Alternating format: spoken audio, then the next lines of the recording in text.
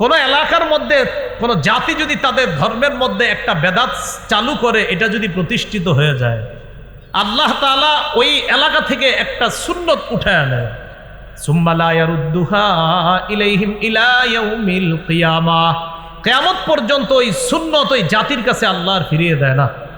এই জন্য এলাকার ওলামায়ে হযরত আছেন, এলাকাবাসীর কাছে আমার উদাত্ত আহ্বান, এলাকার মধ্যে যদি কোনো বেদাত দেখেন চালু হয়, কেউ যদি কোনো বেদাত প্রতিষ্ঠিত করে, আলেমদের সাথে মিলেমিশে সম্মিলিতভাবে ওই বেদাতের প্রতিবাদ করবেন, ওই বেদাতকে এলাকা থেকে দূর করবেন। না হয় কপাল খারাপ, কিন্তু আপনাদের সুন্নত কিন্তু আল্লাহ উঠায় নিবে। ইবনে মাজার বর্ণনা 2865 নম্বর হাদিস, 2865 নম্বর হাদিস।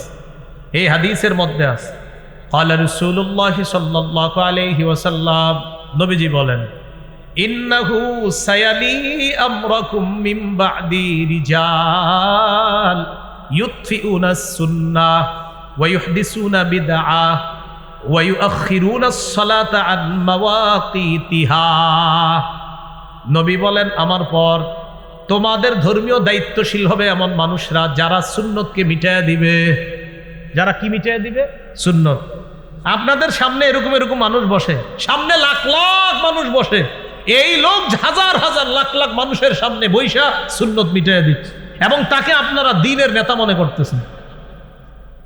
নবীজি বলতেছেন, আমার পরে ধর্মীয় নেতা হবে এমন এমন মানুষ, ইউতফিউনা সুন্নাহ, যারা সুন্নতকে নিভিয়ে দিবে, ওয়া ইউহদিসুনা বিদআহ, যারা বেদাত প্রতিষ্ঠিত করবে, ওয়া ইউআখিরুনা আস-সালাতা আন মাওয়াকিতিহা, যারা সময় মতো নামাজকে নিতে নিতে নিতে নিতে একদম শেষ হতে গিয়ে নামাজ পড়বে। আসরের নামাজ কোনো মতে সূর্য ডুবার সময় গিয়ে আল্লাহু আকবার 4টা ঠোকর দিবে, এরকম করবে। আব্দুল্লাহ ইবনে মাসউদ রাদিয়াল্লাহু তাআলা আনহু বললেন, হুজুর কাইফা বি ইন আদরাকতুহুম, এই জাতীয় বেদাতি যদি পাই কি করব? এখন আপনারা আমরা সবাই একসাথে বলি, চলেন, যদি আমরা এই জাতীয় বেদাতি পাই তা আমরা কি করব? নবীজি জবাব দিয়ে দিছে, লাইসা তাআতুন লিমান আসাল্লাহ, যে আল্লাহর নাফরমানি করে তার কথা মানা যাবে না, যে আল্লাহর নাফরমানি করে তার কথা মানা যাবে না।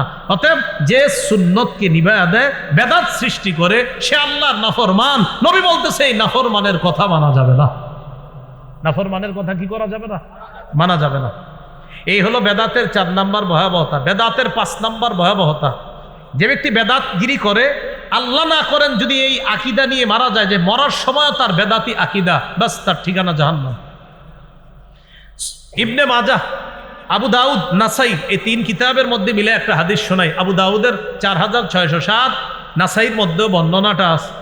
রাসূলুল্লাহ সাল্লাল্লাহু আলাইহি সাল্লাম বলেন, ইন্নাহু মাইয়াইশ মিনকুম বা'দি ফাসায়ারা ইখতিলাফান কাসীরা, আমার পরে যারা দুনিয়াতে থাকবা তোমরা প্রচুর মতভেদ দেখতে পাবা। নবী বলছে, আমার পরে দুনিয়াতে যারা বসবাস করবে তারা প্রচুর মতভেদ দেখবে। এখন একটু বলেন তো আপনারা, আমরা কি ভবিষ্যতে দেখবো না দেখতেছি? যেমন আপনারা সাধারণ মানুষদের একটা কমন ডায়লগ, এক হুজুর এক কথা বলে, আরেক হুজুর আরেক কথা বলে, কার কথা মানবো, এরকম বলেন না? তো নবীজি বলছে, আমার পরে যারা দুনিয়াতে বসবাস করবে তারা প্রচুর মতভেদ দেখবে। এখন বলেন তো, মতভেদ দেখবো না দেখতেছি? যেমন জুমার আজান কয়টা? হ্যাঁ বলেন, কিন্তু একটা ঝগড়া আছে কিনা? একদল বলতেছে কয়টা? একটা, আবার আমরা বলতেছি কয়টা? 2টা। এখন এই যে মতভেদ দেখবো, এটা কে বলছে? নবীজি। তাহলে মন দিয়ে শোনেন, কথার কথা, জুমার আজান আমরা বলি 2টা, আবার একদল মোহাব্বতের ভাই তারা বলে কয়টা? একটা। তো রাসূল বলছে, আমার পরে যারা দুনিয়াতে থাকবে তারা প্রচুর মতভেদ দেখবা। এখন কথা হলো, হুজুর মতভেদ দেখলে আমরা করবো কি? নবীজি জানিয়ে দিলেন, ফালাইকুম বিসুন্নতি, 1 নাম্বার কাজ, ওই মতভেদ যখন দেখবা তখন আমার সুন্নত আঁকড়ে ধরবা। সুবহানাল্লাহ। এখন আমরা একটা মতভেদের মধ্যে আছি, সেটা কি জুমার আজান কয়টা? তো মতভেদ হলো, আমরা বলি 2টা, আর একদল মোহাব্বতের ভাই বলে কয়টা? একটা। এখন আমরা এই মতভেদের মধ্যে নিরসন খুঁজতেছি। নবী বলে, মতভেদ লাগলে প্রথমে আমার সুন্নত ধরবা। নবীর সুন্নত তালাশ করে জুমার আজান পাইছি একটা। বলেন কয়টা? একটা। এবার নবী বলতেছে, ওয়াসুন্নাতিল খুলাফাইর রাশিদিনাল মাহদিয়্যিন, আমার হেদায়েত প্রাপ্ত খোলাফায়ে রাশেদার সুন্নত আঁকড়ে ধরবা। নবীর সুন্নতে পাইছি জুমার আজান একটা, এবার খোলাফায়ে রাশেদার সুন্নত। খোলাফায়ে রাশেদার মধ্যে প্রধান 4 জন সাহাবীর মধ্যে একজন হযরত উসমান। হযরত উসমান জুমার দ্বিতীয় আজান চালু করছে। নবী বলছে মতভেদ যখন দেখবা, 1 আমার সুন্নত ধরবা, 2 আমার সাহাবায়ে কেরামের সুন্নত ধরবা। নবীর সুন্নতে পাইছি আজান একটা, উসমানের সুন্নতে পাইছি আজান আরেকটা। অতএব নবীর সুন্নাহ মানা মানিও নবীর কথা মানা, উসমানের সুন্নাহ মানা মানিও নবীর কথা মানা। আর নবীজি বলছে আমার সুন্নত ধরো, সাহাবায়ে কেরামের সুন্নত ধরো। এখন বলেন তো নবীর সুন্নত ধরবো কথাটা কার? বলেন নবীর। আমরা মতভেদ দেখবো না দেখতেছি। তো নবী বলছে মতভেদ দেখলে 1 নাম্বার আমার সুন্নত ধরো। এরপরে বলছে খোলাফায়ে রাশেদার সুন্নত ধরো। আচ্ছা বলেন তো নবীর সুন্নত ধরতে হবে কথাটা কার? নবীর। খোলাফায়ে রাশেদার সুন্নত ধরতে হবে কথাটা কার? নবীজির। তাহলে খোলাফায়ে রাশেদার মধ্যে হযরত উসমান গনি আছে কিনা? এই হযরতে উসমান দ্বিতীয় আজান চালু করছে। মক্কা মদিনা সহ সারা পৃথিবীর ম্যাক্সিমাম জায়গায় জুমার আজান হয় 2টা। এখন আপনার একদল মুহাব্বতের ভাই তারা বলতেছে না জুমার আজান একটা, আর আমরা বলতেছি না জুমার আজান 2টা। আমাদের দলিল নবী বলছে মতভেদ লাগলে আমার সুন্নত খোঁজো, আমার সাহাবীদের সুন্নত খোঁজো। আর নবীর সুন্নত আর সাহাবীদের সুন্নত মানার কারণেই আমাদের নাম আহলুস সুন্নাহ ওয়াল জামাআহ। আমরা নবীর সুন্নাহও মানি, জামাতে সাহাবা তাদের আদর্শও মানি। নবীর সুন্নতে পাই জুমার আজান একটা, জামাতে সাহাবার আদর্শে পাই সুন্নত 2টা, জুমার আজান। এই জন্য আমরা জুমার আজান দেই 2টা। সূরা আলী ইমরানের 19 নম্বর আয়াতে আল্লাহ বলেন ইন্নাদ দীনা ইনদাল্লাহিল ইসলাম, আল্লাহর কাছে একমাত্র দিন হলো ইসলাম। অন্য আয়াতে আল্লাহ তাআলা বলেন ওমাইয়াবতাগি গায়রাল ইসলামি দীনা, কেউ যদি ইসলাম ছাড়া অন্য কিছুকে দিন হিসাবে গ্রহণ করে ফালাই ইউকবালা মিন, এটা তার থেকে গ্রহণ করা হবে না, কিছুতেই গ্রহণ করা হবে না। সূরা মাঈদার 3 নম্বর আয়াতে আল্লাহ বলেন আল ইয়াউমা আকমালতু লাকুম দীনাকুম, আজ আমি তোমাদের জন্য তোমাদের দিনকে পূর্ণাঙ্গ করে দিলাম। ওয়া আতমামতু আলাইকুম নি'মাতি, তোমাদের উপর আমার নিয়ামত পরিপূর্ণ করলাম। ওয়া রাদিতু লাকুমুল ইসলামা দীনা, ইসলামকে তোমাদের জন্য দিন হিসাবে মনোনীত করলাম। তাহলে আমাদের জন্য যে ধর্মটা, যে দিন আল্লাহ মনোনীত করেছেন এটা কি? ইসলাম। ইসলাম পালন করতে গিয়ে আল্লাহ তাআলা ইসলাম পালন করার জন্য আমাদেরকে একটা কিতাব দিয়েছেন, কোরআন। সূরা আনআমের 38 নম্বর আয়াতে আল্লাহ বলেন মা ফাররাতনা ফিল কিতাবি মিন শাই, আমি এই কোরআনে কোনো কিছু লিখতে ছাড়ি নাই, কোনো কিছু লিপিবদ্ধ করতে ছাড়ি নাই, সব লিখছি। সূরা নাহলের 89 নম্বর আয়াতে আল্লাহ বলেন ওয়ানাজ্জালনা আলাইকাল কিতাবা তিবয়ানাল লিকুল্লি শাই, সব জিনিসের বিস্তারিত বর্ণনা দিয়ে কোরআন আমি আপনার উপর নাজিল করছি। এখন এই কোরআন কিভাবে মানতে হবে? এই কোরআনের মধ্যে আছে সূরা হাশরের 7 নম্বর আয়াতে আল্লাহ বলেন মা আতাকুমুর রাসূলু ফাখুযুহু, রাসূলুল্লাহ সাল্লাল্লাহু আলাইহি সাল্লাম তোমাদেরকে যা দেন তা গ্রহণ করো। ওয়া মা নাহাকুম আনহু ফান্তাহু, যা থেকে নিষেধ করেন তা থেকে তোমরা বিরত থাকো। তাহলে বলেন তো নবীর কথা গ্রহণ করা আর নবী যা নিষেধ করছে তা থেকে বিরত থাকা, এটা কার কথা? আল্লাহ। তাহলে নবীর কথা মানা মানিও আল্লাহর কথা মানা, কারণ আল্লাহ বলছে নবীর কথা মানো। সূরা নিসার 59 নম্বর আয়াতে আল্লাহ বলেন ইয়া আইয়ুহাল্লাযীনা আমানু আতিউল্লাহ ওয়া আতিউর রাসূল, হে ঈমানদারগণ তোমরা আল্লাহর আনুগত্য করো, রাসূলের আনুগত্য করো। মনে রাখবেন নবীর কথা এটাও ওহী, আল্লাহর কথাও ওহী। আল্লাহর কথা এটা হলো ওহী মাতলু, নবীর কথা ওহী গায়রে মাতলু। আল্লাহর কথা ওহী, এটা তেলাওয়াত করা হয়, নামাজে পড়া হয়। নবীজির কথা এটা ওহী গায়রে মাতলু, এটা তেলাওয়াত করা হয় না। নবীও তা বলেন যা ওহী হিসাবে নবীর কাছে আসে। একটু আমার সাথে বলেন, বলেন নবী তা বলেন যা নবীর কাছে ওহী হিসাবে আসে। এই কথা কোথায় আছে? সূরা নাজমের ৩-৪ নম্বর আয়াতে আল্লাহ বলেন, ওমা ইয়ানতিকু আনিল হাওয়া ইন হুয়া ইল্লা ওয়াহয়ু ইউহা। নবী নিজের পক্ষ থেকে কিছু বলেন না, নিজের থেকে নবীজি কিছু বলেন না, মন মতো কিছু বলে না। ওহী আসে, ওই ওহী অনুযায়ী নবী কথা বলে, যা ওহী হিসাবে আসে নবী তাই বলে দেয়। আল্লাহর কথা তেলাওয়াত করা হয়, নবীরটা নামাজে তেলাওয়াত করা হয় না। এই হলো পার্থক্য। নবীর হাদিস যদি বাস্তবেই সেটা নবীর হাদিস হয়, এই হাদিসকে অস্বীকার করা কুফরি। সূরা আলী ইমরানের ৩২ নম্বর আয়াতে আল্লাহ বলেন, কুল আতিউল্লাহ ওয়ার রাসূল ফাইন তাওয়াল্লাউ ফাইন্নাল্লাহা লা ইউহিব্বুল কাফিরিন। নবী আপনি বলেন আতিউল্লাহ, তোমরা আল্লাহর আনুগত্য করো, আর রাসূল, রাসূলের আনুগত্য করো। ফাইন তাওয়াল্লাউ, এই কথা বলার পর তারা যদি আল্লাহ এবং রাসূলের আনুগত্য না করে, তাহলে এদেরকে জানায়া দেন আল্লাহ কাফেরদেরকে ভালোবাসেন না। তাহলে নবীর কথা না মানাটা কুফরি, আর কুফরি করলে কাফের, আর কাফেরকে আল্লাহ ভালোবাসেন না। নবীর কথা মানা মানি আল্লাহর কথা মানা। সুবহানাল্লাহ। নবীর কথা মানা আল্লাহর কথা মানা। দলিল সূরা নিসার ৮০ নম্বর আয়াতে আল্লাহ বলেন, মাইয়ুতির রাসূলা ফাকাদ আতাআল্লাহ। যে রাসূলের আনুগত্য করে সে আল্লাহর আনুগত্য করলো। নবীজি কি দুনিয়াতে আছে এখন? তো নবীর আনুগত্য কিভাবে করবেন? নবীর হাদিস থেকে জানতে হবে, আদেশ নিষেধ জানার পর ওটা মানা। আর আল্লাহ বলেন, আমার নবীকে কেউ মানলো তো আল্লাহকে মানলো। আল্লাহর কথা আর নবীর সুন্নত অনুযায়ী কোনো মুমিনের মাঝে যখন ফয়সালা করে দেওয়া হয়, তখন মুমিনদের বক্তব্য হবে শুনলাম মানলাম। বলেন তো, কোনো মুমিনকে যখন বলা হয়, ও মুমিন, আল্লাহ বলছে এই কথা তুমি কি মানো, নবী বলছে এই কথা তুমি কি মানো, তখন মুমিন বলবে হ্যাঁ শুনলাম মেনে নিলাম। মুমিন কি বলবে? শুনলাম মেনে নিলাম। এটাও কোরআনে আছে।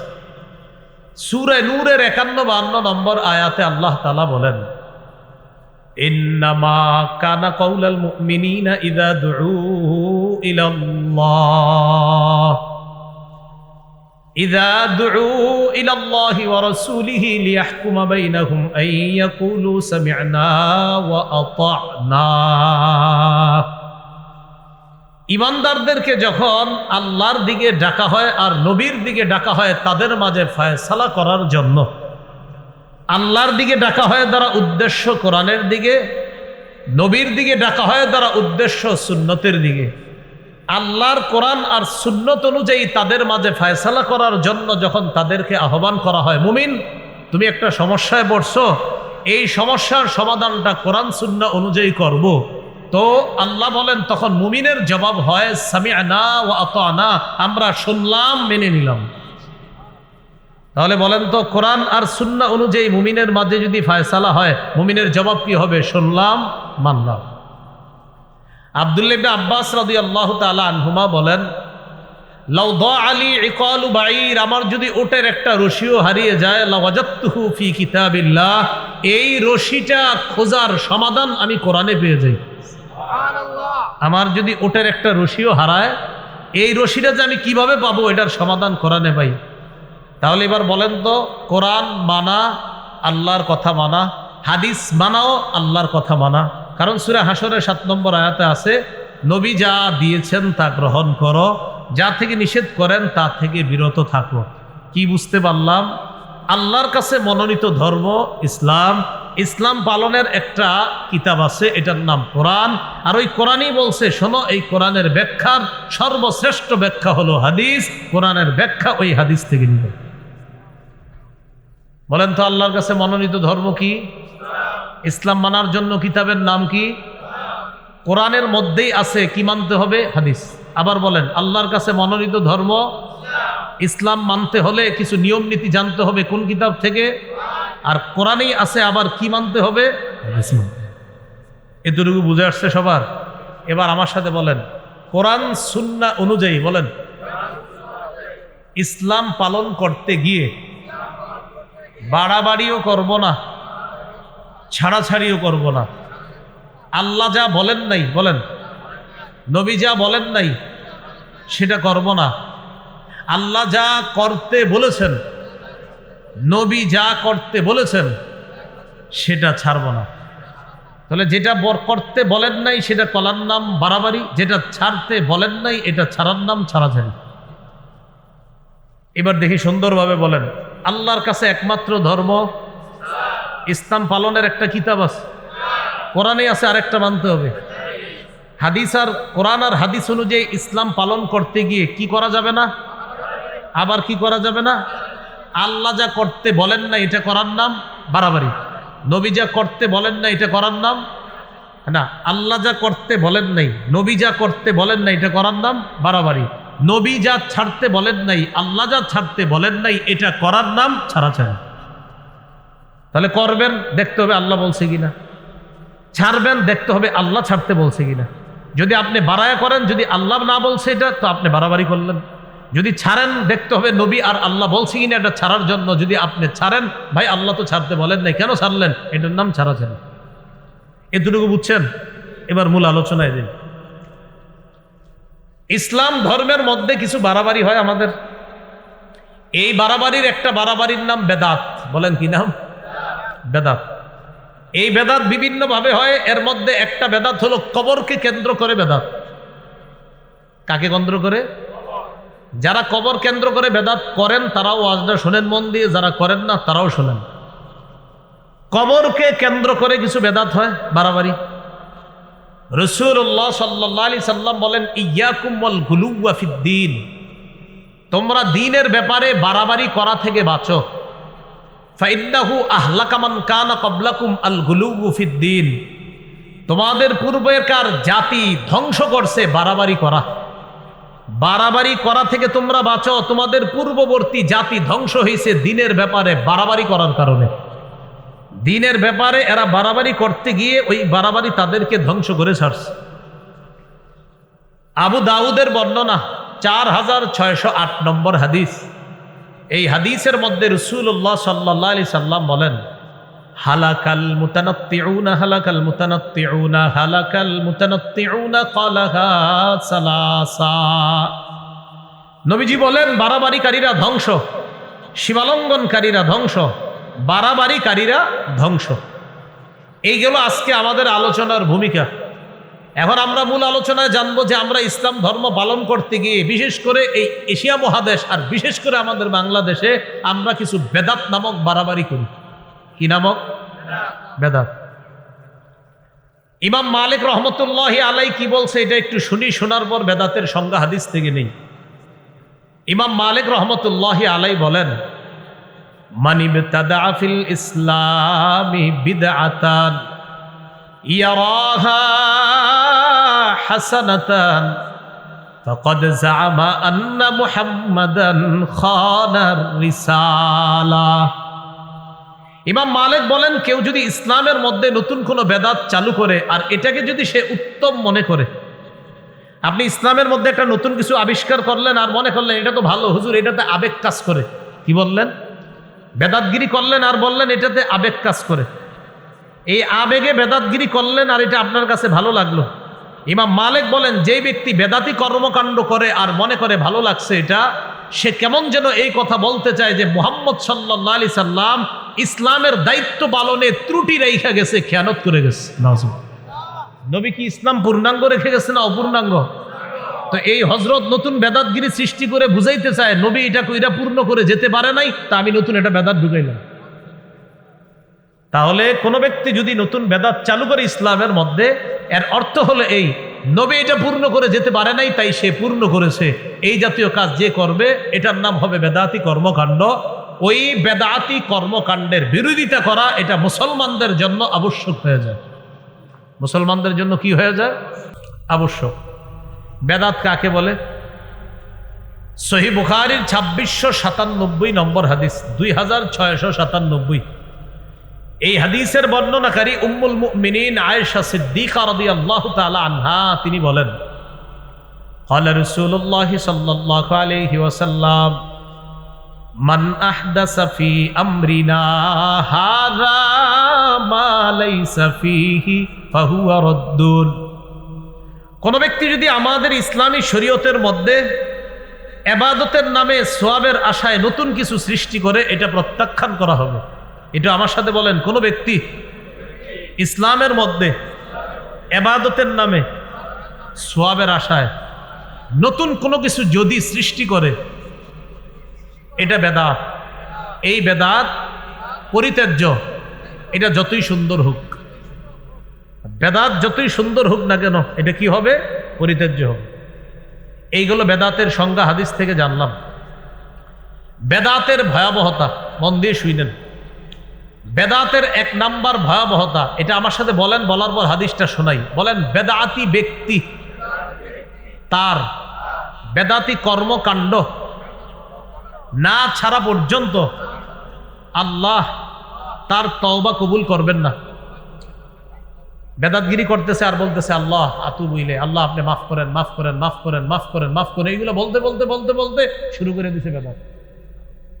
মানে উনি বেদাতের মধ্যে থাইকা বলতেছে আস্তাগফিরুল্লাহ, আস্তাগফিরুল্লাহ, আস্তাগফিরুল্লাহ, আস্তাগফিরুল্লাহ। নবী কয় মাফ হবে না, মাফ হবে না, মাফ হবে না। ওই কেন? ও তুমি তো বেদাতই ছাড়ো নাই। সহিহুত তারগীব 54 নম্বর হাদিস। قال رسول الله صلى الله عليه وسلم إن الله حجب التوبة عن كل صاحب بدعة حتى يدع بدعته। রাসূলুল্লাহ সাল্লাল্লাহু আলাইহি সাল্লাম বলেন, আল্লাহ তাআলা প্রত্যেক বেদাতি ব্যক্তিকে ততক্ষণ ক্ষমা করবেন না, ততক্ষণ তার তওবা কবুল করবেন না, যতক্ষণ ওই বেদাতি ব্যক্তি তার বেদাতি কর্মকাণ্ড না ছাড়বে।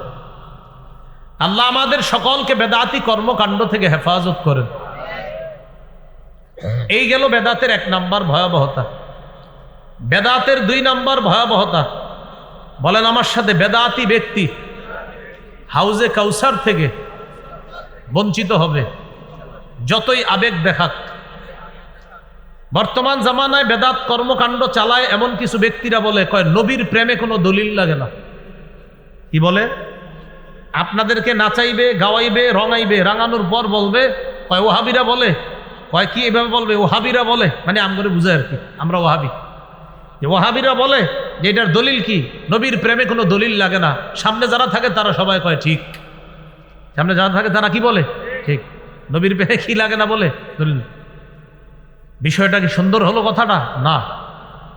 এক হাদিসের মধ্যে আসছে, রাসূল সাল্লাল্লাহু আলাইহি সাল্লামের এক সাহাবী নবীর খেদমত করছে, সহিহ মুসলিমের বর্ণনা। খেদমত করার পর নবী বললেন, সাল, তুমি আমার কাছে কিছু চাও। সাহাবী বুদ্ধি করে বললেন, ইন্নী আসআলুকা মুরাফাকাতাকা ফিল জান্নাহ, আমি জান্নাতে আপনার সাথে থাকতে চাই।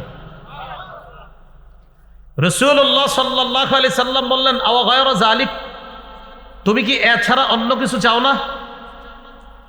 কয় না, আমি অন্য কিছু চাই না, আমি আপনার সাথে জান্নাতেই থাকতে চাই, জান্নাতে আপনার সাথী হতে চাই। এই কথা বলার পর নবী বললেন, আইন্নী আলা নাফসিকা বিকাসরাতিস সুজুদ, তুমি এক কাজ করবা, বেশি বেশি সেজদা করবা, নামাজ পড়বা। যত বেশি নামাজ পড়বা, নামাজের মাধ্যমে জান্নাতে আমার তত কাছাকাছি থাকতে পারবা। এখন একদল মানুষের স্লোগান, কয় আমি নামাজ না পড়লেও নবীর প্রেম আছে। অথচ নবী বলতেছে নামাজ পড়লে কাছাকাছি হওয়া যায়, আর হে বলতেছে নামাজ না পড়লেও নবীর প্রেম আছে। হাদিস থেকে কি শিখলাম? নামাজ পড়ে নবীর কাছাকাছি হওয়া যায় না, নামাজ ছেড়ে।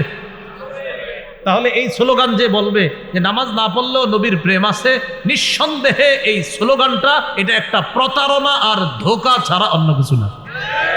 নবী কয় নামাজ পড়ো, আমার কাছে আসো, হে কয় নামাজ না পড়লেও প্রেম আছে। আল্লাহ আমাদেরকে হেফাজত করে। তাহলে 2 নাম্বার ভয়াবহতা, যে ব্যক্তি বেদাতি কর্মকাণ্ড করবে, রাসূলের হাউজে কাউসার থেকে সে বঞ্চিত হবে। দলিল সহিহ বুখারীর 6583, 6584 নম্বর হাদিস।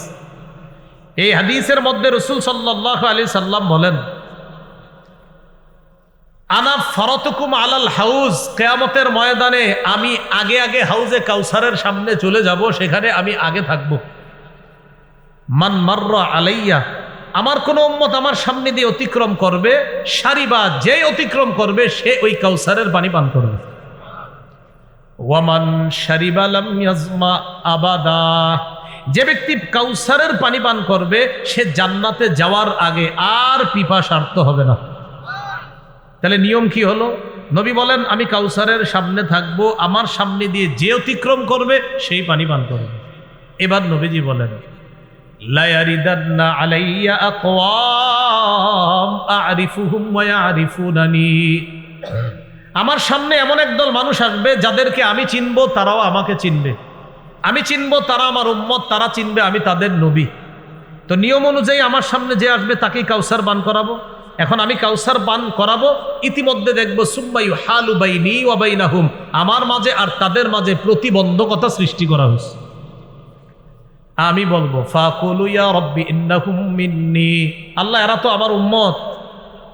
আল্লাহর পক্ষ থেকে জবাব দেওয়া হবে ইন্নাকা লা তাদরি মা আহদাসু বা'দাক, নবী আপনি জানেন না দুনিয়া থেকে আপনি চলে আসার পর তারা কত নতুন নতুন বেদাত সৃষ্টি করেছে, এটা আপনার জানা নাই, এই জন্য আপনি আজকে তাদেরকে কাউসার পান করাতে পারবেন না। যেই নবী একটু আগে কাউসার পান করাইতে চাইলেন, এই নবী এখন কি বলবে দেখেন, ফাকুলু সুহকান সুহকান লিমান গায়্যারা বাদি, নবী বলেন আমি তখন বলবো আমার পরে যারা আমার রেখে আসা শরীয়তের মধ্যে নতুন কিছু ঢুকিয়ে শরীয়তকে পরিবর্তন করে দিয়েছে, আমার সামনে থেকে দূর হও, দূর হও, আমি চেহারাও দেখতে চাই না। তাহলে একটু আগে কাউসার পান করাইতে চাইলেন, এখন বলতেছে কি সুহকান সুহকান, দূর হও। এই জন্য ভাইয়ারা বেদাতি কর্মকাণ্ড করেন না। এলাকার মসজিদের ইমাম খতিব, আশেপাশের মাদ্রাসার ওলামায়ে কেরাম মাঝে মাঝে এগুলা বললে আপনারা পরের দিন চাকরি নোট করে দেন। হ্যাঁ, পরের দিনে বলে হুজুর আসর নামাজ আর পড়ায় না কেন? আমার বাপদাদা 50 বছর এই কাজ করছে, আর আপনি আজকে কোত্থেকে আসছেন? হুজুরে আপনাদেরকে একটা সঠিক জিনিস বুঝাইছে, আপনি দলিল দিলেন আমার আব্বা গত 50 বছর করছে, কইরা মারা গেছে, আমিও গত 20 বছর করতেছি, এ হলো 70 বছর, আমার দাদা কইরা গেছে আরো 30 বছর, এ হলো 100 বছর, আর আপনি কোত্থেকে এসে বলতেছেন এটা বেদাত? হুজুর আসরের তার আইসেন না মসজিদে। এটা ঠিক করেন নাই। কেন ঠিক করেন নাই? ইব্রাহিম নবী তার জাতিকে বুঝাইল এইগুলা শিরিক, এই পূজা করা শিরিক। তার জাতি এইগুলা শোনার পর ইব্রাহিম আলাইহিস সালাতু ওয়াস সালামের কথা তারা বুঝছে যে আসলে ইব্রাহিমের কথা সত্য। বুঝা শোনার পর সব যখন ঠিক বুঝাইসে গেছে, এবার ইব্রাহিম নবী বলতেছে এগুলা ঠিক না, এগুলা অন্যায়। এখন দেখেন সর্বশেষ তাদের বুঝাসার পরে জবাব, ইব্রাহিম শোনো, তুমি যা বুঝানোর বুঝাইছো, ওয়াজাদনা আবাআনা কাযালিকা ইয়াফআলুন, বাপ দাদাদেরকে দেখছি এগুলা করতে, তাই আমরাও করবো, আর কোনো দলিল চাই না। তাহলে বাপ দাদা করছে, এই উত্তরগুলা কাদের? কাফেরদের। ভুল কাজ বাপ দাদা করছে, উত্তরগুলা কারা দিত? কোরআনের অসংখ্য জায়গায় পাইবেন কাফেররা নবীদের কথায় কথায় বুঝাইসে যাইত, সর্বশেষ জবাব দিত, নবীর কথা বুঝতো, হা হা তুমি ঠিক বলছো, সব বুঝার পর সর্বশেষ বলতো আমার বাপ দাদা করছে, আমি করব। আবু তালেব একদম নবী গেছে পাশে বসা রয়েছে, আবু তালেবের পাশে, পাশে চামচারা বসা, লিডাররা। আবু তালেবকে রাসূল সাল্লাল্লাহু আলাইহি সাল্লাম বলতেছে, চাচা লা ইলাহা ইল্লাল্লাহ বলেন, উহাজ্জু লাকা বিহা, আমি এই কালিমা, আপনি লা ইলাহা ইল্লাল্লাহ বলেন, এটা দিয়ে আল্লাহর কাছে আমি দলিল পেশ করব কিয়ামতের মাঠে, চাচা আপনাকে আমি জান্নাতে নেওয়ার চেষ্টা করব, আপনি একটু পড়েন। আবু তালেব বলল, ভাতিজা তোমার যে ধর্ম এটা সঠিক, এটা আমিও বুঝি, তোমার ধর্ম সঠিক এটা আমি বুঝি, তুমি সঠিক পথে আছো এটাও বুঝি, কিন্তু আমি যদি তোমার এই ধর্ম গ্রহণ করে মারা যাই, মানুষ বলবে ছি ছি, বাপ দাদার ধর্ম ছাইরা বাতিজার ধর্ম গ্রহণ করছে। তো কাকা এই জন্য ইখতারতু নার আলাল আর, আমি সম্মান বিসর্জন দিতে পারবো না, প্রয়োজনে আমি জাহান্নামের আগুন গ্রহণ করব, কিন্তু আমি এই সম্মান বিসর্জন দিতে পারবো না। তাহলে আব্বার ঐতিহ্য, দাদার ঐতিহ্য, এগুলা কাদের বক্তব্য? কাফেরদের। তো ইমাম সাহেব এনে বুঝাইছে বেদাত, এই বেচারারে বলে হুজুর আসরের তে আড়াইছেন না, এইগুলা করবেন না, তিনি আপনাকে জান্নাতের রাস্তা দেখায় আর আপনি এগুলা বলতেছেন। আল্লাহ আমাদেরকে হেফাজত করেন। বেদাতের 3 নম্বর ভয়াবহতা, যে ব্যক্তি বেদাতি কর্মকাণ্ড করে, বলেন আমার সাথে, যে বেদাতি কর্মকাণ্ড করে, যে বেদাতিকে আশ্রয় দেয়, উভয়ের উপর আল্লাহর অভিশাপ, ফেরেশতাদের অভিশাপ, সকল মানুষের অভিশাপ। এক নাম্বার, আপনি নিজে বেদাতগিরি করলেন। দুই, কাউরে সুযোগ করে দিলেন যে আমার এই 3%, 4%, 5% জমিন দিয়ে দিলাম, আপনি এই জায়গায় একটা খানকা বানান আর বেদাতের সাপ্লাই দেন, কোনো সমস্যা নাই। আমার আব্বাও করছে, দাদাও করছে, আপনিও করেন, আপনি জায়গাটা দিয়ে দিলাম। এই যে আপনি জায়গা দিলেন বেদাতি কর্মকাণ্ড করার জন্য, আপনার উপরও অভিশাপ। আর যে আশ্রয় দিলেন যারে, তার উপরও অভিশাপ তো আছে, সে বেদাতি কাজ করবে। আর আপনি যে জায়গা দিলেন, আপনার উপরও অভিশাপ। যতদিন তওবা না করবেন অভিশাপ চলতেই থাকবে, আর এটা থেকে ফিরে না আসা পর্যন্ত আল্লাহ তওবা কবুল করবে না। দলিল সহিহ বুখারীর 3172 নম্বর হাদিস।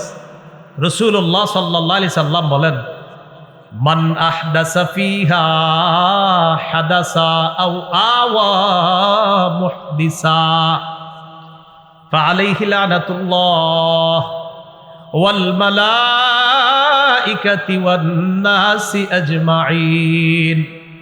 যে ব্যক্তি বেদাতি কর্মকাণ্ড করে, যে কোনো বেদাতিকে আশ্রয় দেয়, তার উপর আল্লাহর অভিশাপ, ফেরেশতাদের অভিশাপ, দুনিয়ার সকল মানুষের অভিশাপ। নাউযুবিল্লাহ। কি শিখলাম ভাই? বেদাতি কাজ নিজে করব না, কোনো বেদাতিকে আশ্রয় দিব না। বলেন ইনশাআল্লাহ। বেদাতের 4 নাম্বার ভয়াবহতা, বলেন আমার সাথে। একটা বেদাত কোন এলাকায় প্রতিষ্ঠিত হয়ে গেলে ওই এলাকা থেকে একটা সুন্নত আল্লাহ উঠায় নেয়। সেই সুন্নতটি কিয়ামত পর্যন্ত ওই জাতির কাছে আর ফিরিয়ে দেয় না। কোন এলাকায় একটা বেদাত প্রতিষ্ঠিত হবে, আল্লাহ একটা সুন্নত উঠায় নিবে, এই সুন্নত আর কিয়ামতের আগে ফিরিয়ে দিবে না। দলিল সুনানে দারিমি, ইমাম দারিমি রাহিমাহুল্লাহ হাদিস আনছেন মুকদ্দিমার মধ্যে 94 নম্বর হাদিস। ক্বালা রাসূলুল্লাহ সাল্লাল্লাহু আলাইহি ওয়াসাল্লাম, মাবতাদাআ কওমুন বিদআতান ফি দীনিহিম ইল্লা নাযাআল্লাহু মিন সুন্নাতিহিম সুন্নাতা ওয়া ফি রিওয়ায়াতিন মিন সুনানিহিম সুন্নাতা। কোন এলাকার মধ্যে কোন জাতি যদি তাদের ধর্মের মধ্যে একটা বেদাত চালু করে, এটা যদি প্রতিষ্ঠিত হয়ে যায়, আল্লাহ তাআলা ওই এলাকা থেকে একটা সুন্নত উঠায় নেয়। সুম্মা লা ইয়ারুদ্দুহা ইলাইহিম ইলা ইয়াউমিল কিয়ামাহ। কিয়ামত পর্যন্ত ওই সুন্নত ওই জাতির কাছে আল্লাহ আর ফিরিয়ে দেয় না। এই জন্য এলাকার উলামায়ে হযরত আছেন, এলাকাবাসীর কাছে আমার উদাত্ত আহ্বান, এলাকার মধ্যে যদি কোনো বেদাত দেখেন চালু হয়, কেউ যদি কোনো বেদাত প্রতিষ্ঠিত করে, আলেমদের সাথে মিলেমিশে সম্মিলিতভাবে ওই বেদাতের প্রতিবাদ করবেন, ওই বেদাতকে এলাকা থেকে দূর করবেন। না হয় কপাল খারাপ, কিন্তু আপনাদের সুন্নত কিন্তু আল্লাহ উঠায় নেবেন। ইবনে মাজার বর্ণনা 2865 নম্বর হাদিস, 2865 নম্বর হাদিস। এই হাদিসের মধ্যে আছে, ক্বালা রাসূলুল্লাহ সাল্লাল্লাহু আলাইহি ওয়াসাল্লাম, নবীজি বলেন, ইন্নাহু সায়ালি আমরাকুম মিন বা'দি রিজাল ইউতফিউনাস সুন্নাহ ওয়া ইউহদিসুনা বিদআহ ওয়া ইউআখিরুনাস সালাতা আন মাওয়াকিতিহা। নবী বলেন, আমার পর তোমাদের ধর্মীয় দায়িত্বশীল হবে এমন মানুষরা, যারা সুন্নতকে মিটায়া দিবে। যারা কি মিটায়া দিবে? সুন্নত।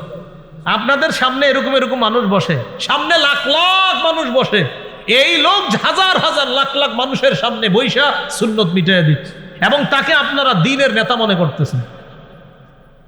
নবীজি বলতেছেন, আমার পরে ধর্মীয় নেতা হবে এমন এমন মানুষ, ইউতফিউনাস সুন্নাহ, যারা সুন্নতকে নিভিয়ে দিবে, ওয়া ইউহদিসুনা বিদআহ, যারা বেদাত প্রতিষ্ঠিত করবে, ওয়া ইউআখিরুনাস সালাতা আন মাওয়াকিতিহা, যারা সময় মতো নামাজকে নিতে নিতে নিতে নিতে একদম শেষ হতে গিয়ে নামাজ পড়বে। আসরের নামাজ কোনো মতে সূর্য ডুবার সময় গিয়ে আল্লাহু আকবার 4টা ঠোকর দিবে, এরকম করবে। আব্দুল্লাহ ইবনে মাসউদ রাদিয়াল্লাহু তাআলা আনহু বললেন, হুজুর কাইফা বি ইন আদরাকতুহুম, এই জাতীয় বেদাতি যদি পাই কি করব? এখন আপনারা আমরা সবাই একসাথে বলি, চলেন, যদি আমরা এই জাতীয় বেদাতি পাই তা আমরা কি করব? নবীজি জবাব দিয়ে দিছে, লাইসা তাআতুন লিমান আসাল্লাহ, যে আল্লাহর নাফরমানি করে তার কথা মানা যাবে না, যে আল্লাহর নাফরমানি করে তার কথা মানা যাবে না। অতএব যে সুন্নতকে নিভায়া দেয়, বেদাত সৃষ্টি করে, সে আল্লাহর নাফরমান। নবী বলতেছে এই নাফরমানের কথা মানা যাবে না। নাফরমানের কথা কি করা যাবে না? মানা যাবে না। এই হলো বেদাতের 4 নাম্বার ভয়াবহতা। বেদাতের 5 নাম্বার ভয়াবহতা, যে ব্যক্তি বেদাতগিরি করে আল্লাহ না করেন যদি এই আকীদা নিয়ে মারা যায় যে মরার সময় তার বেদাতি আকীদা, বাস তার ঠিকানা জাহান্নাম। ইবনে মাজাহ, আবু দাউদ, নাসাই এই তিন কিতাবের মধ্যে মিলে একটা হাদিস শোনাই। আবু দাউদের 4607, নাসাইর মধ্যে বর্ণনাটা আছে। রাসূলুল্লাহ সাল্লাল্লাহু আলাইহি সাল্লাম বলেন, ইন্নাহু মাইয়াইশ মিনকুম বা'দি ফাসায়ারা ইখতিলাফান কাসীরা। আমার পরে যারা দুনিয়াতে থাকবা তোমরা প্রচুর মতভেদ দেখতে পাবা। নবী বলছে আমার পরে দুনিয়াতে যারা বসবাস করবে তারা প্রচুর মতভেদ দেখবে। এখন একটু বলেন তো আপনারা, আমরা কি ভবিষ্যতে দেখবো না দেখতেছি? যেমন আপনারা সাধারণ মানুষদের একটা কমন ডায়লগ, এক হুজুর এক কথা বলে, আরেক হুজুর আরেক কথা বলে, কার কথা মানবো, এরকম বলেন না? তো নবীজি বলছে আমার পরে যারা দুনিয়াতে বসবাস করবে তারা প্রচুর মতভেদ দেখবে। এখন বলেন তো মতভেদ দেখবো না দেখতেছি? যেমন জুমার আজান কয়টা? হ্যাঁ বলেন, কিন্তু একটা ঝগড়া আছে কিনা? একদল বলতেছে কয়টা? একটা। আবার আমরা বলতেছি কয়টা? দুইটা। এখন এই যে মতভেদ দেখবো, এটা কে বলছে? নবীজি। তাহলে মন দিয়ে শোনেন, কথার কথা, জুমার আজান আমরা বলি দুইটা, আবার একদল মোহাব্বতের ভাই তারা বলে কয়টা? একটা। তো রাসূল বলছে আমার পরে যারা দুনিয়াতে থাকবে তারা প্রচুর মতভেদ দেখবা। এখন কথা হলো হুজুর মতভেদ দেখলে আমরা করবো কি? নবীজি জানিয়ে দিলেন, ফালাইকুম বিসুন্নতি। এক নাম্বার কাজ, ওই মতভেদ যখন দেখবা তখন আমার সুন্নত আঁকড়ে ধরবা। সুবহানাল্লাহ। এখন আমরা একটা মতভেদের মধ্যে আছি, সেটা কি জুমার আজান কয়টা? তো মতভেদ হলো আমরা বলি দুইটা, আর একদল মোহাব্বতের ভাই বলে কয়টা? একটা। এখন আমরা এই মতভেদের মধ্যে নিরসন খুঁজতেছি। নবী বলে মতভেদ লাগলে প্রথমে আমার সুন্নত ধরবা। নবীর সুন্নত তালাশ করে জুমার আজান পাইছি একটা। বলেন কয়টা? একটা। এবার নবী বলতেছে, ওয়াসুন্নাতিল খুলাফাইর রাশিদিনাল মাহদিয়্যিন। আমার হেদায়েত প্রাপ্ত খোলাফায়ে রাশেদার সুন্নত আঁকড়ে ধরবা। নবীর সুন্নতে পাইছি জুমার আজান একটা। এবার খোলাফায়ে রাশেদার সুন্নত, খোলাফায়ে রাশেদার মধ্যে প্রধান চারজন সাহাবীর মধ্যে একজন হযরত উসমান। হযরত উসমান জুমার দ্বিতীয় আজান চালু করছে। নবী বলছে মতভেদ যখন দেখবা, এক আমার সুন্নত ধরবা, দুই আমার সাহাবায়ে কেরামের সুন্নত ধরবা। নবীর সুন্নতে পাইছি আজান একটা, উসমানের সুন্নতে পাইছি আজান আরেকটা। অতএব নবীর সুন্নাহ মানা মানিও নবীর কথা মানা, উসমানের সুন্নাহ মানা মানিও নবীর কথা মানা। আর নবীজি বলছে আমার সুন্নত ধরো, সাহাবায়ে কেরামের সুন্নত ধরো। এখন বলেন তো নবীর সুন্নত ধরবো, কথাটা কার? বলেন নবীর। আমরা মতভেদ দেখবো না দেখতেছি? তো নবী বলছে মতভেদ দেখলে এক নাম্বার আমার সুন্নত ধরো। এরপরে বলছে খোলাফায়ে রাশেদার সুন্নত ধরো। আচ্ছা বলেন তো নবীর সুন্নত ধরতে হবে, কথাটা কার? নবীর। খোলাফায়ে রাশেদার সুন্নত ধরতে হবে, কথাটা কার? নবীজির। তাহলে খোলাফায়ে রাশেদার মধ্যে হযরত উসমান গনি আছে কিনা? এই হযরতে উসমান দ্বিতীয় আজান চালু করছে। মক্কা মদিনা সহ সারা পৃথিবীর ম্যাক্সিমাম জায়গায় জুমার আজান হয় দুইটা। এখন আপনার একদল মোহাব্বতের ভাই তারা বলতেছে না জুমার আজান একটা, আর আমরা বলতেছি না জুমার আজান দুইটা। আমাদের দলিল, নবী বলছে মতভেদ লাগলে আমার সুন্নত খোঁজো, আমার সাহাবীদের সুন্নত খোঁজো। আর নবীর সুন্নত আর সাহাবীদের সুন্নত মানার কারণেই আমাদের নাম আহলুস সুন্নাহ ওয়াল জামাআহ। আমরা নবীর সুন্নাহও মানি, জামাতে সাহাবা তাদের আদর্শও মানি। নবীর সুন্নতে পাই জুমার আজান একটা, জামাতে সাহাবার আদর্শে পাই সুন্নত দুইটা, জুমার আজান। এই জন্য আমরা জুমার আজান দেই দুইটা। আপনার নাম আগে ঠিক করতে হবে, আপনি কি শুধু আহলুস সুন্নাহ না আহলুস সুন্নাহ ওয়াল জামাআহ, এটা ঠিক করতে হবে। যদি বলেন আহলুস সুন্নাহ ওয়াল জামাআহ, তো নবীর সুন্নত মানতে হবে, সাহাবায়ে কেরামের আদর্শ মানতে হবে।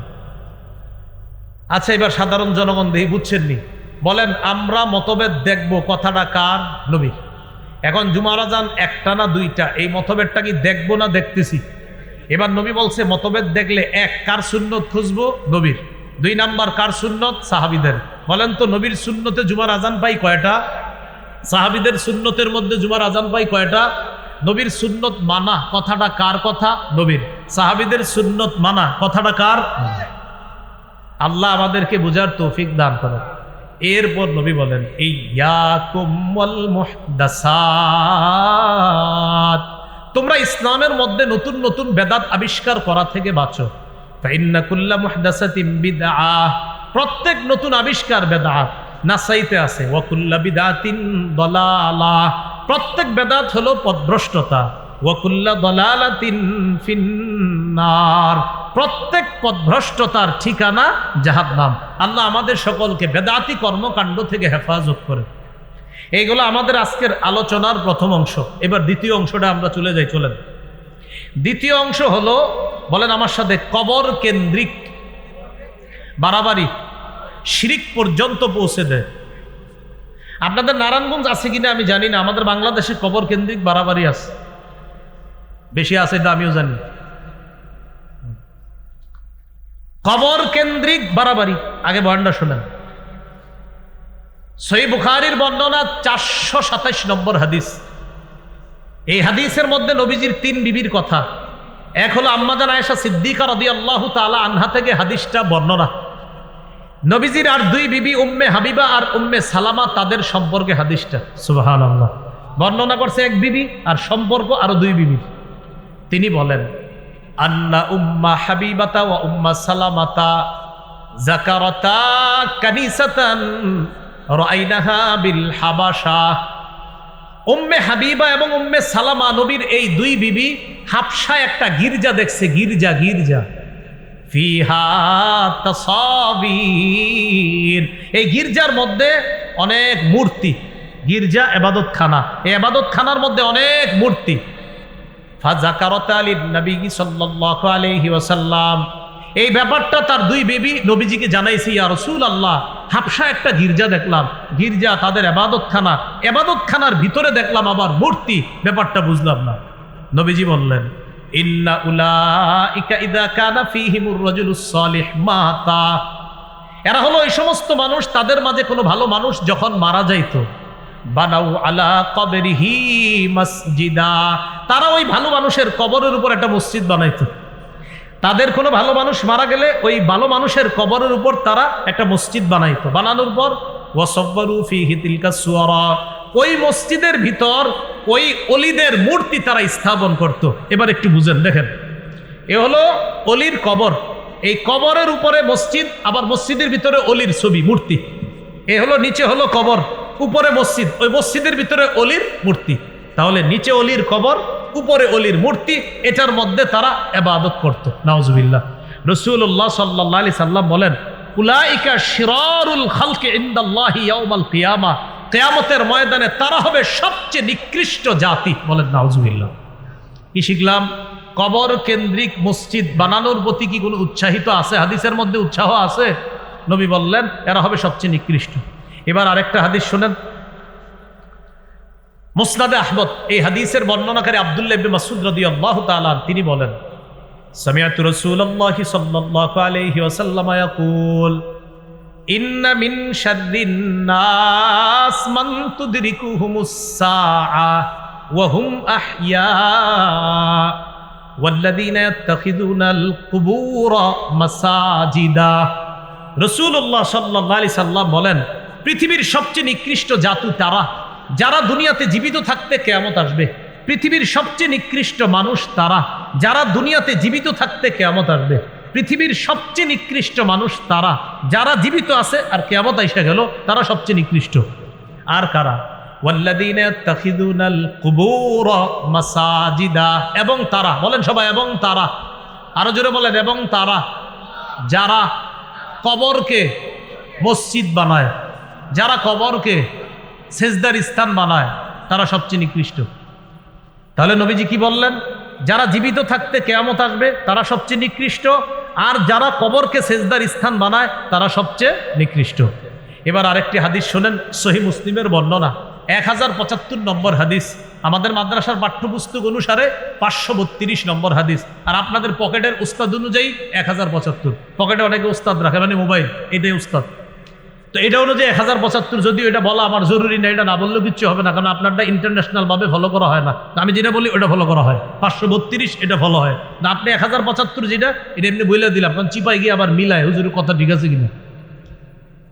এই হাদিসের মধ্যে আছে রাসূলুল্লাহ সাল্লাল্লাহু আলাইহি সাল্লামের সাহাবী জুনদুব রাদিয়াল্লাহু তাআলা আনহুর বর্ণনা। তিনি বলেন, সামিআতু রাসূলুল্লাহি সাল্লাল্লাহু আলাইহি ওয়াসাল্লাম ইয়াকুলু ক্বাবলা আন ইয়ামুতা বিখামসিন, নবীজি ইন্তেকালের মাত্র 5 দিন আগে আমি নবীরে বলতে শুনছি। ইন্তেকালের কয়দিন আগে? 5 দিন। ইন্নী আবরাউ ইলাল্লাহ আন ইয়াকুনা লি মিনকুম খলিল, তোমাদের মধ্যে আমার কোনো অন্তরঙ্গ বন্ধু হওয়া থেকে আমি আল্লাহর কাছে মুক্ত, তোমাদের কেউ আমার অন্তরঙ্গ বন্ধু নাই। নবী বলতেছে, হে জাতি শোনো, হে উম্মত শোনো, তোমাদের মধ্যে আমার কোনো অন্তরঙ্গ বন্ধু নাই, এই অন্তরঙ্গ বন্ধু হওয়া থেকে আমি আল্লাহর কাছে মুক্ত। কেন? ফাইন্নাল্লাহ তাআলা ক্বাদ ইত্তাখাযানি খলীলা কামা ইত্তাখাযা ইব্রাহিমা খলীলা। কেননা আল্লাহ তাআলা আমাকে খলিল হিসাবে গ্রহণ করেছে, যেমন ইব্রাহিম নবীকে খলিল হিসাবে গ্রহণ করছে। আপনারা এতদিন জানতেন ইব্রাহিম নবী আল্লাহর খলিল, এক নবী আল্লাহর খলিল। আজকে থেকে আমরা জেনে থাকবো ইব্রাহিম নবীও আল্লাহর খলিল, আমাদের নবীও আল্লাহর খলিল। ইব্রাহিম নবী খলিলুল্লাহ, আমাদের নবী খলিলুল্লাহ, হাবিবুল্লাহ, রসুলুল্লাহ। সুবহানাল্লাহ। তাহলে আমাদের নবী বলেন, মানুষের মধ্যে আমার কোনো খলিল নেই। কেন? আল্লাহ আমাকে খলিল হিসাবে গ্রহণ করেছেন। কেমনি ভাবে? ইব্রাহিম নবীকে খলিল হিসাবে গ্রহণ করেছেন। এরপরে নবী বলেন, লাউ কুনতু মুত্তাখিজান মিন উম্মতি খলিলা লাত্তাখাযতু আবা বকরিন খলিলা। আমি যদি আমার উম্মতের কাউকে আমার অন্তরঙ্গ বন্ধু হিসাবে গ্রহণ করতাম, তাহলে আবু বকরকে আমার খলিল, অন্তরঙ্গ বন্ধু হিসাবে গ্রহণ করতাম। তাহলে বলেন তো, আমাদের নবীর কোনো খলিল আছে? নাই। যদি খলিল বানাইতেন মানুষের মধ্যে কাউকে, কোন সাহাবীকে বানাইতেন? আবু বকরকে। কিন্তু নবী কার খলিল? আল্লাহর খলিল। এই কথা বলার পর নবী বলেন, আলা ওয়া ইন্নামান কানা ক্বাবলাকুম, শোনো তোমরা, তোমাদের পূর্ববর্তী জাতি যারা, ইত্তাখাযু কুবুর আমবিয়াইহিম ওয়া সালিহিহিম মাসাজিদা, তোমাদের পূর্ববর্তী জাতি তাদের নবীর কবর আর নেককার মানুষের কবরগুলোকে মসজিদ বানাইছে, সেজদার স্থান বানাইছে। তোমাদের পূর্ববর্তী জাতি নবীদের কবর সমূহকে আর নেককার মানুষদের কবরকে সেজদার স্থান বানাইছে। আলা ফালা তাত্তাখিজুল কুবুর মাসাজিদা, শোনো তোমরা কিন্তু কবরকে সেজদার স্থান বানায় না। নবী কি বুঝাইতে চায়? হে আমার উম্মত, অন্য জাতি যেমন নবীদের কবরকে সেজদার স্থান বানাইছে, নেককার মানুষদের কবরকে সেজদার স্থান বানাইছে, এই কাজ কিন্তু তোমরা করো না। কারণ নবী তো ইন্তেকাল করবে, নবী বিদায় নিবে, নবীর আর বেশি দিন বাকি নাই, মাত্র 5 দিন বাকি আছে। নবী ওই 5 দিন আগে বলতেছে, সাবধান, অতীতের জাতি তাদের নবীর কবরকে সেজদার স্থান বানাইছে, এই কাজ কিন্তু তোমরা করো না। নেককার মানুষকে কেন্দ্র করে সেজদার স্থান আমাদের দেশে তালাশ করলেও পাবেন। হ্যাঁ, নেককার মানুষকে কেন্দ্র করে সেজদার স্থান এই দেশে তালাশ করলেও পাবেন। আল্লাহ হেফাজত করেন। এবার শুনেন কি বলে নবীজি বলেন, ইন্নী আনহাকুম আন যালিকা, আমি তোমাদেরকে নিষেধ করে দিচ্ছি। এবার একটা হাদিস শুনেন, আমার দিকে তাকান। এটা হলো একটা কাপড়, মনে করেন এটা কি একটা কাপড়। সহিহ বুখারীর 435 নম্বর হাদিস। রাসূল সাল্লাল্লাহু আলাইহি সাল্লাম ইন্তেকাল করবে। আগের হাদিসটা শোনাইছি কি ইন্তেকালের দিন না ইন্তেকালের 5 দিন আগে? এখন যেটা শোনাচ্ছি ইন্তেকাল করবে মানে এই যে নবী যাবে দুনিয়া থেকে, ওই মুহূর্তের হাদিস। 427 এই 435 এই হাদিসটা হলো বুখারীর 435। এই হাদিসের মধ্যে আসছে, লাম্মা নুজিলা বিরাসূলিল্লাহি সাল্লাল্লাহু আলাইহি ওয়াসাল্লাম, নবী যখন মুমূর্ষ অবস্থায়, নবী যখন ইন্তেকাল করবে মুমূর্ষ অবস্থায়, কাদা ইয়াতরাহু খামিসাতান আলা ওয়াজহিহি, নবী তার চেহারার উপর একটা কাপড় দিছে, চেহারার উপর একটা কাপড় দিছে। ফাইযা তাম্মা, প্রাণটা যখন বের হবে অবস্থা, কাশাফাহা আন ওয়াজহিহি, চেহারা থেকে কাপড়টা সরাইছে। তাহলে মুমূর্ষ অবস্থায় কাপড় দিছে, এবার বলতেছে ফাইদা তাম্মা, প্রাণটা বের হবে অবস্থায় কাপড়টা সরাইছে।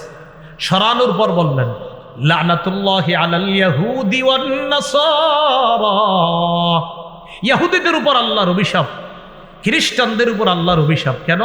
ইত্তাখাযু কুবুর আমবিয়াইহিম মাসাজিদা, তারা তাদের নবীদের কবরকে সেজদার স্থান বানাইছে। নবী বুঝাইতে চায়, আমি কিন্তু চলে যাচ্ছি, সাবধান, আমার কবরকে কেন্দ্র কইরা এই জাতি উল্টাপাল্টা কাজ করবে না। তাহলে কি শিখলাম?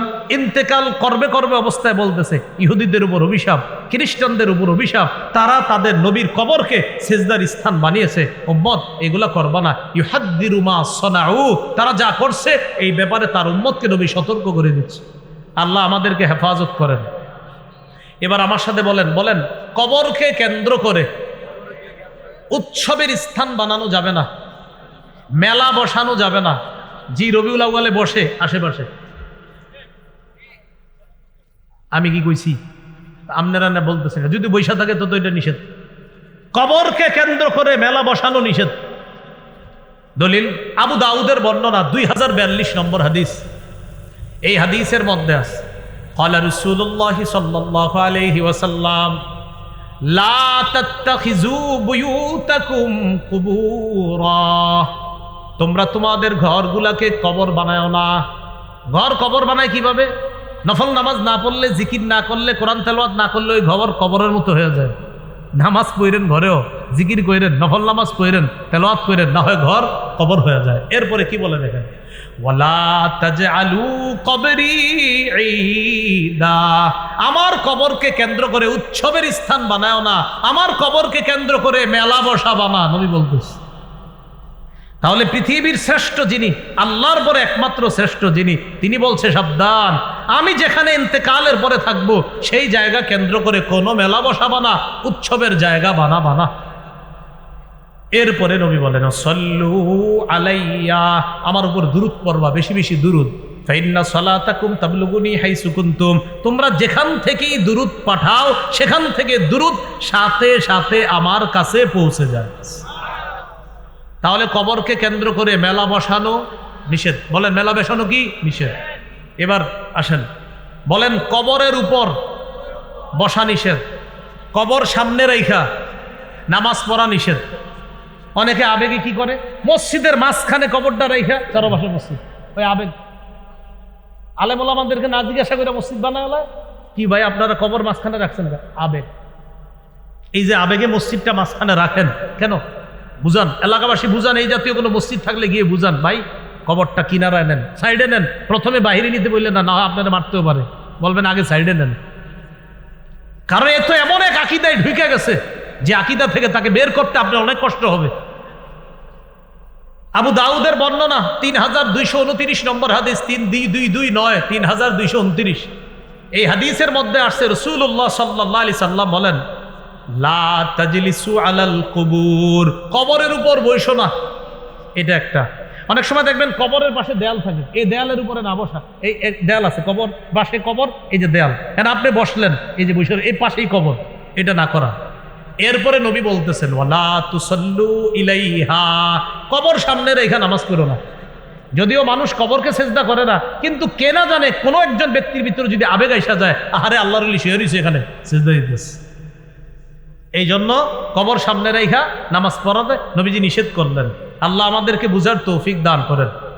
এই হলো কবর কেন্দ্রিক বেদাত বাড়াবাড়ি। আল্লাহ আমাদের সকলকে হেফাজত করেন।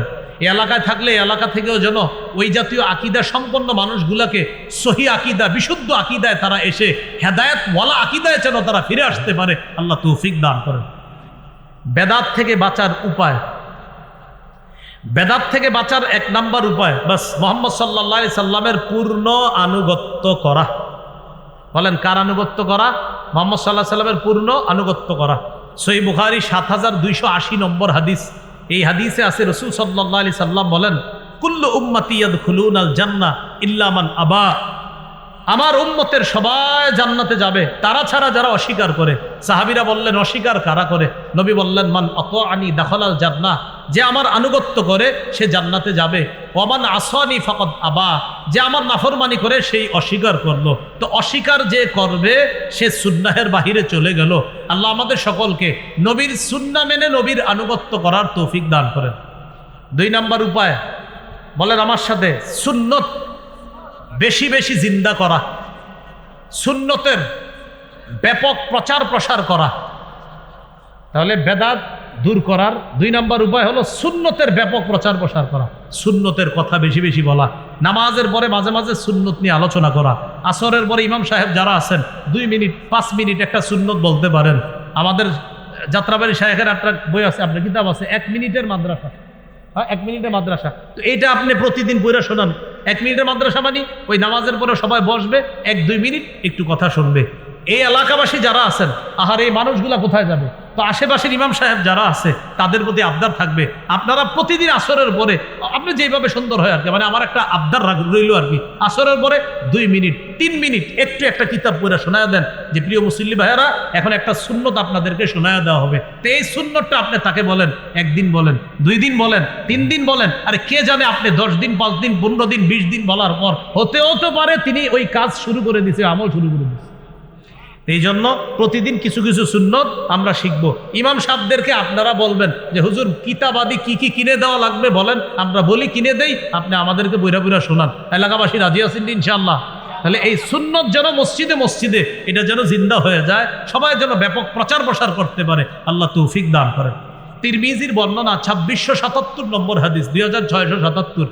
এই হাদিসে আসছে রাসূল সাল্লাল্লাহু আলাইহি সাল্লাম বলেন, মান আহিয়া সুন্নাতাম মিন সুন্নতি, আমার একটা সুন্নত যদি কেউ জিন্দা করে, ফালাহু আজরু মান আমিলাহা।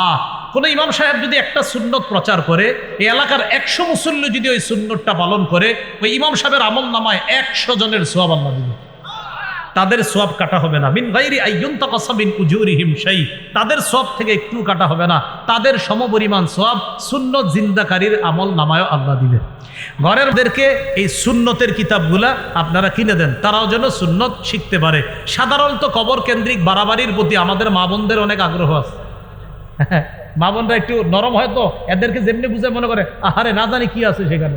এইগুলা করতে গিয়ে আপনার এই কবর কেন্দ্রিক বাড়াবাড়ির মধ্যে মা বোনরাও লিপ্ত হয়ে যায়। খুব মন দিয়ে শোনেন, আল্লাহর কাছে মনোনীত ধর্ম ইসলাম পালনের একটা কিতাব আছে, কোরআনেই আছে কি মানতে হবে। কোরআন এবং হাদিস অনুযায়ী ইসলাম মানব, কি করা যাবে না, বাড়াবাড়ি, আর কি করা যাবে না, ছাড়াছাড়ি। এই বাড়াবাড়ির একটা অন্যতম বাড়াবাড়ি আমাদের দেশ সহ অনেক জায়গায় চলে, এটার নাম কি, বেদাত।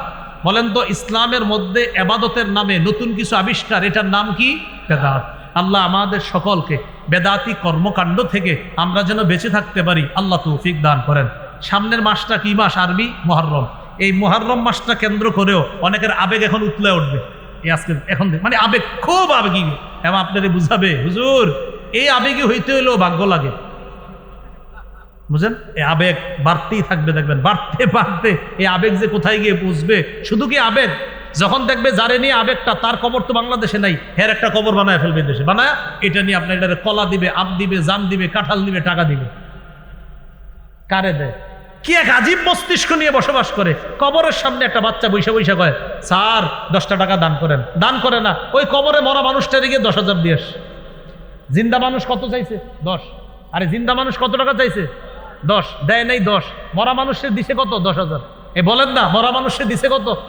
স্যার 10টা টাকা দেন, পেটে খিদা, দেয় না। মরা মানুষের দিয়েছে 10,000। এই সমস্ত অসুস্থ মস্তিষ্ক কবে আমাদের বুঝে আসবে বলেন? আল্লাহ আমাদের সকলকে বুঝার তৌফিক দান করেন, আমরা যেন এই কথাগুলো মেনে চলতে পারি। সবাইকে আল্লাহ তৌফিক দান করেন। আমার এই আলোচনাটা মিম্বরের আমানত যাদের কাছে আছে, আপনাদের সম্ভবত 2য় খণ্ডে এই পুরো আলোচনাটা পাবেন। 2য় খণ্ডে এই পুরো আলোচনা, আরো বেশি আছে আলোচনা, ওইখানে পেয়ে যাবেন। মিম্বরের আমানত যারা সংগ্রহ করেন নাই, আমার আবদার থাকবে সংগ্রহ করে নিয়েন। এই সংকলনটা আপাতত 6 খণ্ডে আছে, অনলাইন থেকে সংগ্রহ করা যায়, আপনারা সংগ্রহ করে নেবেন। প্রথম খণ্ডে সন্তানের 64টা অধিকার, 2য় খণ্ডে এই যে শিরিক বেদাত কুফুর তাওহীদ, 3য় খণ্ডে হালাল হারাম, 4র্থ খণ্ডে স্বামীর 24টা অধিকার, স্ত্রীর 19টা অধিকার, 5ম খণ্ডে ইসলামের প্রথম ভিত্তি, 6ষ্ঠ খণ্ডে ইসলামের 2য় ভিত্তি নিয়ে আলোচনা। আপাতত মার্কেটে 6 খণ্ডে আছে। ওরা এখানে প্রকাশনী থেকে নিয়ে এসেছে, ওরাও নিয়ে এসেছে এখানে, আমারে বলছে বলার জন্য। এখানে মনে হয় 4 খণ্ড আছে ওদের কাছে, যাদের লাগবে নিয়ে যেতে পারেন। যারা নেবেন তাদের প্রতি আমার একটা আবদার থাকবে, প্রতিদিন একটু হইলেও মুখস্থ করেন। বিশেষ করে সন্তানের 64টা অধিকার, জামাই বউ 2জন মুখস্থ করে ফেলবেন, 5টা মুখস্থ করে শোনাইবেন একজন আরেকজনকে, এটা কাজে লাগবে কিন্তু ইনশাআল্লাহ। আল্লাহ আমাদের সকলকে আজকের যে বেদাত নিয়ে আলোচনাটা হয়েছে, এটা যেন বুঝে শুনে আমরা বেদাত পরিত্যাগ করতে পারি, আল্লাহ তৌফিক দান করেন। আখির দাওয়ানা আলহামদুলিল্লাহ।